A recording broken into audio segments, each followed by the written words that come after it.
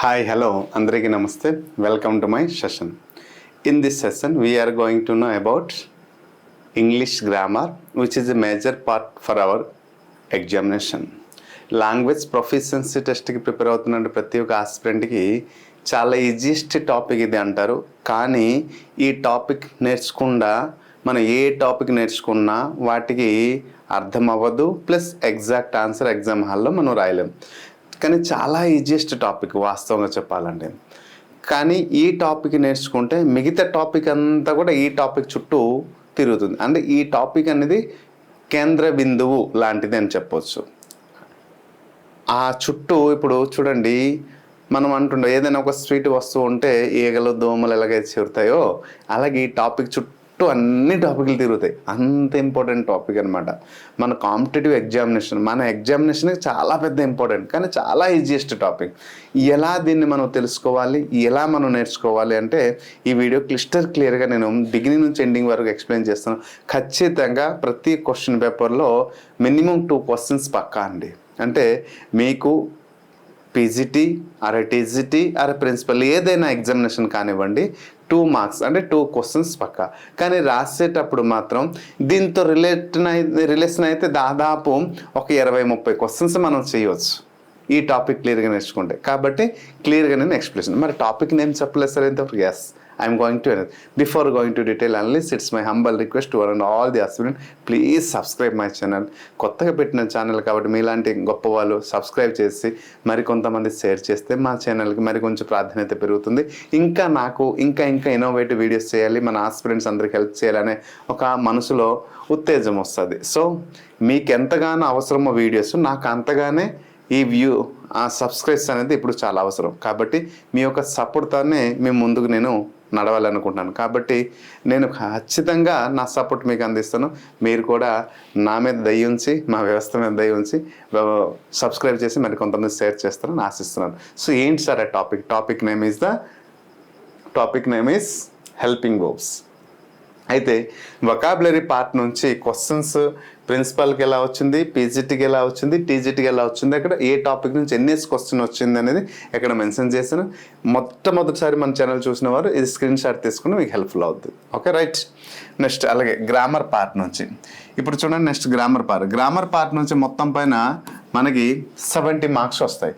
ఇక్కడ 20 application oriented, basic grammar, అలాగే content grammar, మొత్తం 70 మార్క్స్. ఈ 70 మార్క్స్లో మనం ఈజీగా మనం గెయిన్ చేయాలంటే ఇలా అనేది క్లియర్గా ఇక్కడ నేను గత వీడియోలు చెప్పడం జరిగింది. ఇది కూడా స్క్రీన్ షాట్ తీసుకోండి. మరి ఈరోజు మనం ఎంచుకున్న టాపిక్ ఏంటంటే చూడండి, ఇక్కడ ఒక టాపిక్ ఉంది. సో దీంట్లో ఆల్రెడీ దీని నుంచి మనం వాయిస్ చెప్పాము, స్పీచ్ చెప్పాము. ఓకే, కొన్ని చెప్పడం, డిగ్రీ ఆఫ్ కాంపరిజన్ కూడా చెప్పడం జరిగింది. ఓకే, ఇప్పుడు అన్ని దీని నుంచే చెప్తున్నాం కదా. దీని నుంచి వెరీ వెరీ ఇంపార్టెంట్ టాపిక్ ఇది. తర్వాత సబ్జెక్ట్ ప్రిడికేట్ ఉంది, సెంటెన్స్ కూడా ఉంది, తర్వాత చెప్పిన తర్వాత మరికొన్ని దీన్ని ఈ రెండింటిని కవర్ చేసుకుని వెళ్తాయి. ఈ 15 to 20 డేస్ మనం ఏంటి చేద్దామంటే ఈ 15 డేస్ మనం ఇదే రూపంలో ఏ టాపిక్ ఎలా చదవాలి, ఏ టాపిక్స్ ఎలా చదవాలి, వాటి నుంచి క్వశ్చన్స్ ఎలా వస్తుందని ప్రతిదీ బెస్ట్ టిప్స్ అందిస్తాను, షార్ట్ కట్స్ అంతా అందిస్తుంటాను. అలా చూసి ప్రిపేర్ అయితే మీకు సరిపోతుంది. Right, got it. సో ఈరోజు టాపిక్ ఏంటంటే హెల్పింగ్ వర్బ్. మరి హెల్పింగ్ వర్బ్స్, మరి దీన్ని ఆక్సిలరీ వర్బ్స్ కూడా అంటారు. What is the meaning of helping verb? దీని గురించి ఇప్పుడు ఆన్సర్ మనం షార్ట్ కట్ తెలుసుకున్నాం కాబట్టి డీటెయిల్గా మనం ఒక చిన్న మాటలో what is the helping verb is always a word which is assisted to the main verb. దీని పని ఏంటండి, ఎప్పుడు కూడా అసిస్ట్ చేస్తుంది. ఎవరికి? మెయిన్ వర్బ్కి ఎప్పుడు కూడా assist to giving complete meaning sense. Okay, అది ఏ టెన్స్లో ఉందని తెలియపరచడానికి, ఎప్పుడు జరిగింది, జరుగుతుందా, జరగబోతుందని తెలియపరచడానికి ఈ హెల్పింగ్ వర్బ్ని ఉపయోగిస్తాం. So mostly total helping verbs ఎన్ని రకాలంటే 24 టైప్స్ ఆఫ్ హెల్పింగ్ వర్బ్స్. ఈ 24 టైప్స్ ఆఫ్ హెల్పింగ్ వర్బ్స్కే నేను 4 కైండ్గా డివైడ్ చేయడం జరిగింది. మరి ఏంటి సార్ అది అంటే first one is the be forms. ఏంటంటారమ్మా? First one is the be forms. Second one is the do forms, very very important అండి, డూ ఫార్మ్స్. మరి third one is the have forms. Okay, have forms. And fourth one is the models. So these are the okay, ఇక్కడ model తెలుసుకుంటే ఇంకొక topic model ఎగ్జులేస్ కూడా దీంతో పాటు complete అయిపోతుంది. Okay, be ఫామ్స్లో ఎటువంటి వర్డ్స్ వస్తాయి ఇప్పుడు చూసుకుందాం. బీ ఫామ్లో ఎటువంటి పదాలు వస్తాయి అంటే ఎమ్, అలాగే ఈజ్, ఎమ్, ఈజ్, ఆర్, అలాగే was and were, be, been, being. So these words. ఓకేనండి, ఇక్కడ డూ ఫార్మ్స్ ఎటువంటి పదాలు వస్తాయి అంటే do, did, does. Okay, next have ఫార్మ్స్లో have, has, had and having. Okay, having. మరి మోడల్స్లో ఎటువంటి పదాలు వస్తాయి? మోడల్స్లో విల్, వుడ్. ఓకేనమ్మా, సల్, షుడ్, బాగా గుర్తుంచుకోండి, should, may, might, okay, can, could, అలాగే మస్ట్. సో ఇప్పుడు లెక్క పెట్టండి, 24 వర్డ్స్ అయితే ఉంటాయి. ఈ 24 వర్డ్స్ మనకి 24 హెల్పింగ్ వర్డ్స్ ఎక్కడ ఎలా ఉపయోగించాలి తెలుసుకోవాలి. ఇప్పుడు క్లియర్గా వినిపిస్తాను చూడండి. మీరు టెన్స్ పార్ట్ నేర్చుకోండి, పార్ట్ ఆఫ్ స్పీచ్ నేర్చుకోండి, డిగ్రీ ఆఫ్ కంపారిజన్ నేర్చుకోండి, క్వశ్చన్ టేక్ నేర్చుకోండి, సింపుల్ కాంపౌండ్ కాంప్లెక్స్ కానివ్వండి, కండిషనల్స్ కానివ్వండి, క్లాస్ కానివ్వండి, సబ్జెక్ట్ వర్బ్ అగ్రిమెంట్ కానివ్వండి, యాక్టివ్స్ పాసివ్స్ కానివ్వండి, డైరెక్ట్ ఇండెక్స్ స్పీచ్ కానివ్వండి, కామన్ ఎర్రర్ కానివ్వండి, సెంటెన్స్ ఇంప్రూవ్. వీటి యొక్క ఉపయోగాలు తెలుసుకోకుండా అవి నేర్చుకుంటే మన చదువు వ్యర్థము. అంటే ఎందుకు అలా మాట్లాడేస్తున్నారు సార్ వ్యర్థం అంటే, అర్థం కాక అర్థమైనట్టు ఉంటుంది కానీ ఎగ్జామ్ హాల్లో కన్ఫ్యూజ్ అయ్యి మనం ఎగ్జాక్ట్ ఆన్సర్ రాయాల్సింది రాంగ్ ఆన్సర్ చూస్ చేస్తాం. ఇంత కష్టపడి చిన్న లాజిక్ ద్వారా మనం మైనస్ మార్క్స్ పొందగలుగుతాం. ఎందుకు అలా జరుగుతుంది? అదే ఒక 15 minutes 20 minutes half an hour దీని మీద ప్రత్యేక శ్రద్ధ వహించేస్తే వచ్చేస్తుంది కదా, అదే నేను ఇప్పుడు కల్పిస్తాను. ఇప్పుడు ఓన్లీ ట్రిక్స్ మాత్రం చెప్తాను, ఓకేనా? సో డీటెయిల్గా చెప్తాను. మరి ఏం ఈజ్ ఆర్ అనేది ఇది ప్రెజెంట్లో మనం ఉపయోగిస్తాం. ఎక్కడ ఉపయోగిస్తామా? ప్రెజెంట్లో ఉపయోగిస్తాం, గుర్తుపెట్టుకోండి. ఇది ప్రెజెంట్ టెన్స్లో మాత్రం ఉపయోగిస్తాం. వజ్ వేర్ అనేది ఎక్కడ ఉపయోగిస్తాము? పాస్ట్ టెన్స్లో ఉపయోగిస్తాం. బీ, బీన్, బీయింగ్ అనేది ఇది పెర్ఫెక్ట్లో ఉపయోగిస్తాం. ఇది ఎక్కడ ఉపయోగిస్తాం? పెర్ఫెక్ట్లో. ఇది ఎక్కడ ఉపయోగిస్తున్నాం? కంటిన్యూస్లో ఉపయోగిస్తాం. బీ అనేది ఫ్యూచర్ కంటిన్యూస్లో ఉపయోగిస్తాం, గుర్తుపెట్టుకోండి. డూ అనేది ప్రెజెంట్లో ఉపయోగిస్తాం, ఓకేనా? డూ అనేది ప్రెజెంట్లో ఉపయోగిస్తాం. డూ అనేది ఎక్కడ ఉపయోగిస్తాం? ప్రెజెంట్లో ఉపయోగిస్తాం. మరి డిడ్ అనేది ఎక్కడ ఉపయోగిస్తాం సార్? డూ, డస్ అనేది ప్రెజెంట్లో ఉపయోగిస్తాం. డిడ్ అనేది పాస్ట్లో ఉపయోగిస్తాం. మరి డూ డస్ అనేది ప్రెజెంట్లో ఉపయోగిస్తాం. డిడ్ అనేది పాస్ట్లో ఉపయోగిస్తాం, గుర్తుపెట్టుకోండమ్మా. హ్యావ్, హ్యాస్ అనేది ప్రెజెంట్లో ఉపయోగిస్తాం. హ్యాడ్ అనేది పాస్ట్లో ఉపయోగిస్తాం. హ్యావ్ అనేది ప్రెజెంట్లోనే ఉపయోగిస్తాం, జిరెండ్గా ఉపయోగిస్తాం సిచ్యువేషన్ బట్టి, రైట్? విల్, సల్, మే, కెన్ ఇవన్నీ మస్ట్, ఇవన్నీ ఫ్యూచర్ సింపుల్ ఫ్యూచర్లో ఉపయోగిస్తాం. ఆ ఫ్యూచర్ వచ్చేటప్పుడు పాస్ట్ రూపంలో వచ్చేటప్పుడు విల్కి వుడ్ రాస్తాం. అయితే ఇక్కడ మీరు గుర్తుంచుకోవాల్సింది, ప్రజెంట్లో ఏ హెల్పింగ్ వర్బ్స్ వస్తాయి, పాస్ట్లో ఏ హెల్పింగ్ వర్బ్ వస్తాయి మీకు అర్థమైపోయింది. అయితే ప్రజెంట్లో వచ్చే హెల్పింగ్ వర్బ్ ఇప్పుడు చూద్దాం. ప్రజెంట్లో హెల్పింగ్ వర్బ్ ఏంటి వస్తుందమ్మా? Am, is, are. బాగా గుర్తుపెట్టుకోండి, యామ్, ఈజ్, వార్. తర్వాత ఇంకేంటి వస్తుందమ్మా? Do, does. ఇంకేం వస్తుందమ్మా? Have, has. బాగా గుర్తుపెట్టుకోండి.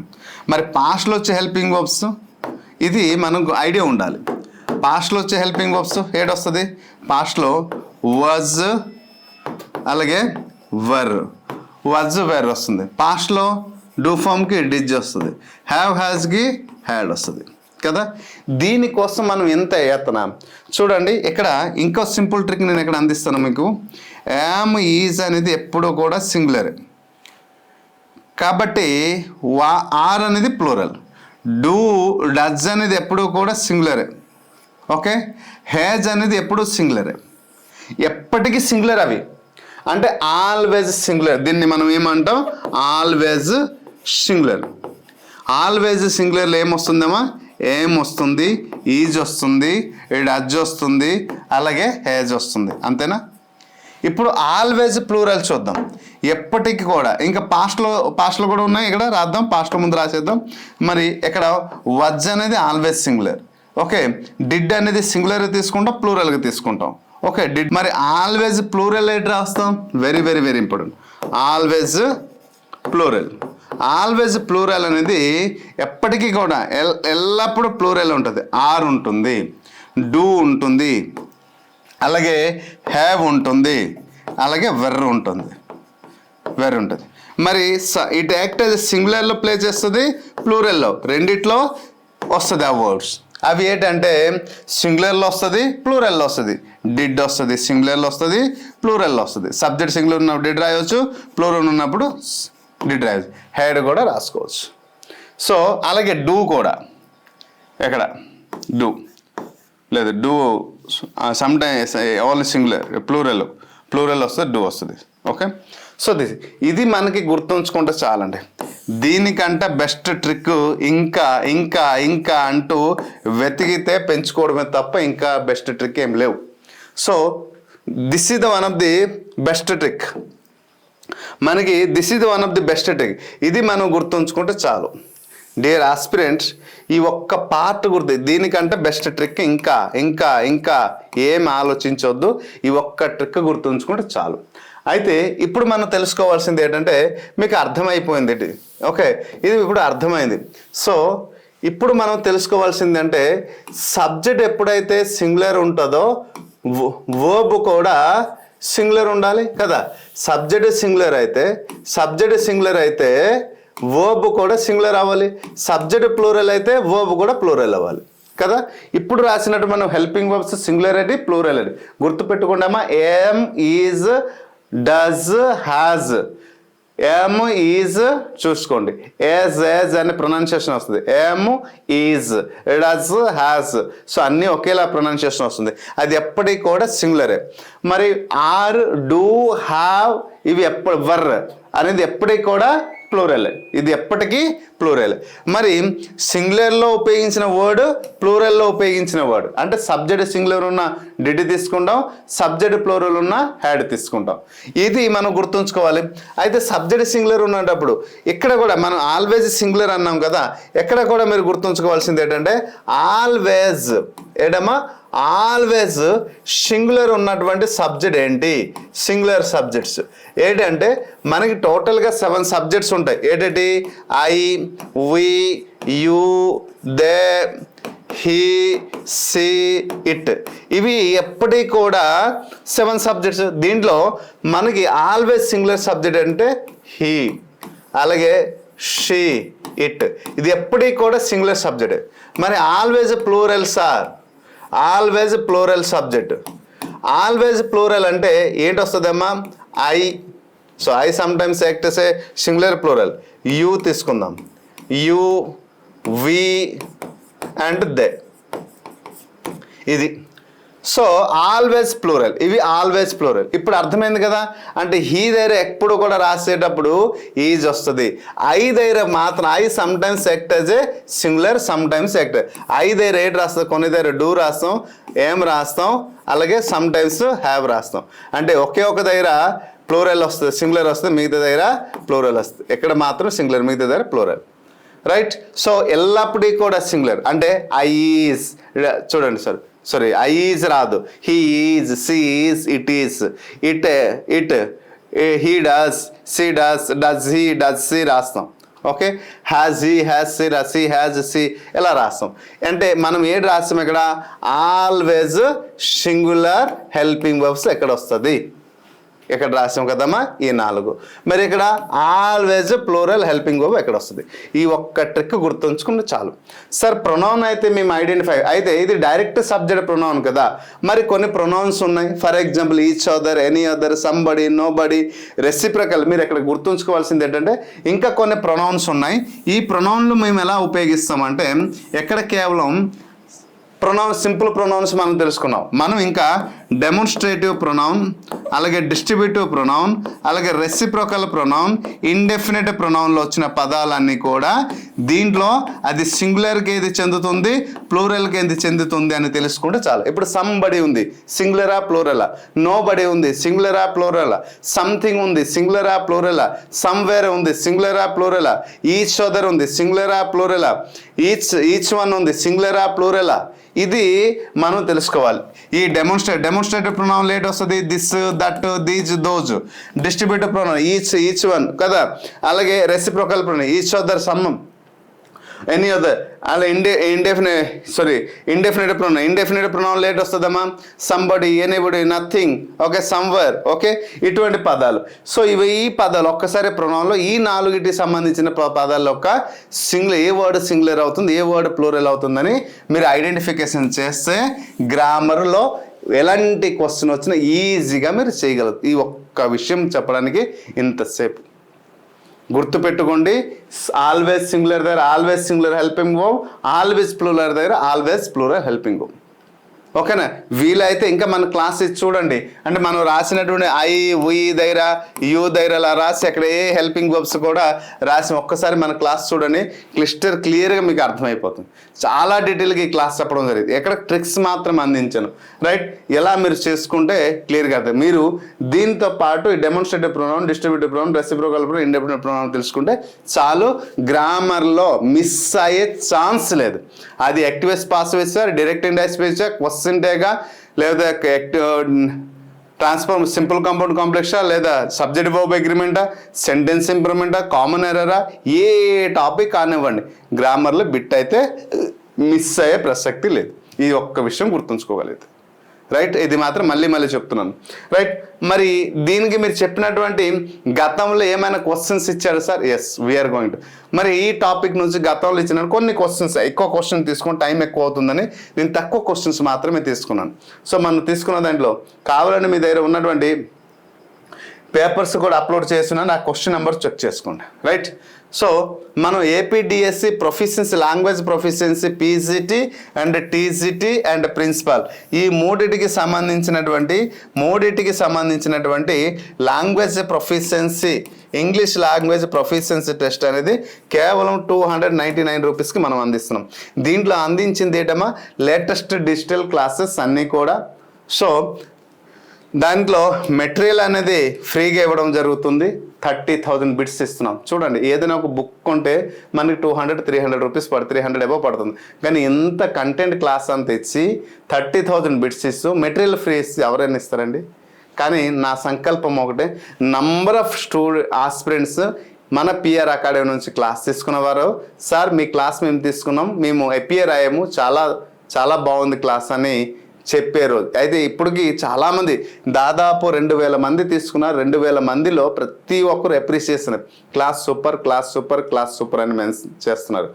అయితే ఇంకొక అప్రిషియేషన్ నాకు కావాలి. అదేంటంటే, సార్ మేము సెలెక్ట్ అయ్యాము, పేపర్ 1 చాలా బాగా రాసాం, మోర్ దెన్ 70-80 వస్తాయి సార్, చాలా హ్యాపీ అని ఆ క్షణం కోసం ఎదురు చూస్తున్నాను. అందుకోసం ఇవన్నీ ప్రయత్నాలు, ప్రతి ఒక్క టాపిక్ నుంచి షార్ట్ కట్స్ అంత ఇస్తే రేపు రాబోయే ఎగ్జామినేషన్లో ఇంకా ఈజీగా రాయాలని నా ఉద్దేశం. సో అందుకోసం మీరు తీసుకున్నవారు ఇంకెక్కడెక్కడ మీరు డిఫరెంట్ కోర్స్ తీసుకున్న నో ప్రాబ్లం, కానీ ఇంగ్లీష్ లాంగ్వేజ్ ప్రొఫిషియన్సీ టెస్ట్ మాత్రమే మన దగ్గర తీసుకోండి, ఖచ్చితంగా మీరు సక్సెస్ అవుతారు. రైట్? సో అందుచేత అంత ధైర్యంతో కూడా చెప్పగలుగుతున్నాను. రైట్? ఇప్పుడు గతంలో క్వశ్చన్స్ ఎలా, the next wave of athletes, చూడండి, అథ్లెట్స్ డేస్ కమింగ్ అని చెప్పారు. ఇక్కడ అథ్లెట్స్ అనేది next wave of athletes. Athlete అనే వర్డ్ ఇక్కడ మనం సబ్జెక్ట్లో మనం ఫైండ్ అవుట్ చేయాలి, ఇది సింగులరా ప్లూరలా. ఆన్సర్ అంతా దీనిపైనే ఉంటుంది కాబట్టి దీన్ని మనం ఐడెంటిఫై చేయాలి. సింగులర్ ప్లూరల్ క్లాస్లో నేను చాలా చక్కగా చెప్పడం జరిగింది. సో ఆర్ అంటే ప్లూరల్, ఈజ్ అంటే సింగులర్ అందరికీ తెలుసు, హ్యావ్ అంటే ప్లూరల్, బీయింగ్ అనేది ఇంగ్ ఫామ్ ఉండేటప్పుడు మనం రాస్తాం. అయితే ఇక్కడ గమనించాల్సింది ఏంటంటే వర్డ్ని మనం ఫైండ్ అవుట్ చేయాలి. అంటే సింగులర్ ప్లూరల్ మనం ఏమనుకుంటాం, ప్రతి చోట ఎస్ ఉంటే ప్లూరల్ అని అనుకుంటాము. So this is the wrong. S లేని మాత్రాన ప్లూరల్ అవ్వకుండా పోదు, ఉన్న మాత్రాన అన్ని ప్లూరల్ అయిపోవాలని రూల్ అయితే లేదు. ఇది గుర్తుపెట్టి. ఎందుకు సార్? ఫర్ ఎగ్జాంపుల్ ఎకనామిక్స్ ఉంది చూడండి, ఎకనామిక్స్ అనేది ఒక సబ్జెక్ట్ నేమ్ కదా, మరి ఎకనామిక్స్ లెస్ ఉంది, ఇది ప్లూరల్ అవుతుందా? కాదు కదా. ఫిజిక్స్ అనే ఒక సబ్జెక్ట్ ఉంది.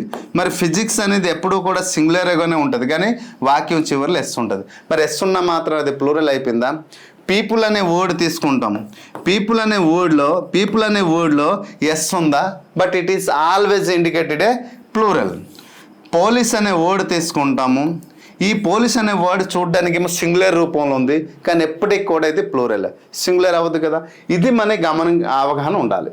సో చూడండి, అలాగే అథ్లెట్, నేమ్స్ ఆఫ్ గేమ్స్ అనేసి అంటాం. సో అథ్లెట్స్ అనేది it is always act A singular. మరి ఎప్పుడైతే సింగులర్ అయింది, సింగులర్ హెల్పింగ్ వర్బ్ ఎక్కడ ఉంది? ఈజ్. సో డైరెక్ట్గా మనం ఆన్సర్ రాసేయచ్చు, is is the right answer. ఇంకేమైనా ఆలోచించాల్సి ఉంటుంది దీనికి. ఇటువంటి క్వశ్చన్స్కి ఏ ఆలోచన అయితే అవసరం లేదు, మనకి క్లియర్గా మనం రాయవచ్చు. I'm not out of town. So I'm out of town. Okay, I'm out of town అన్నారు. So days come on Friday అన్నారు. అన్ని నెగటివ్ సెన్స్. నాట్ కెన్ రాయి, కాంట్ రాస్తాం కానీ నాట్ కెన్ రాయము కదా. So this is there. Don't write a formation. I'm not, write a can't. So I'm out of. So days come from. ఇక్కడ ఏం చెప్పారు అంటే పాజిటివిటీ. నేను బయట ఉన్నాను కాబట్టి నేను ఐ కమ్. సో నేను ఫ్రైడే రాలేను అంటేటప్పుడు ఎబిలిటీ గురించి తెలియజేస్తుంది, ఫ్యూచరిటీగా ఎక్సలెన్స్. సో కాబట్టి డోంట్ కమ్ అంటే నెగిటివ్, నేను రాను అని చెప్పడానికి. ఏం నాట్ అయితే రాదు. So which is the exact answer is the can't. నేను రాలేను ఆ రోజు, ఐ కాంట్, నేను రావల్ల కాదు అని తెలియపరిచేటప్పుడు కాంట్.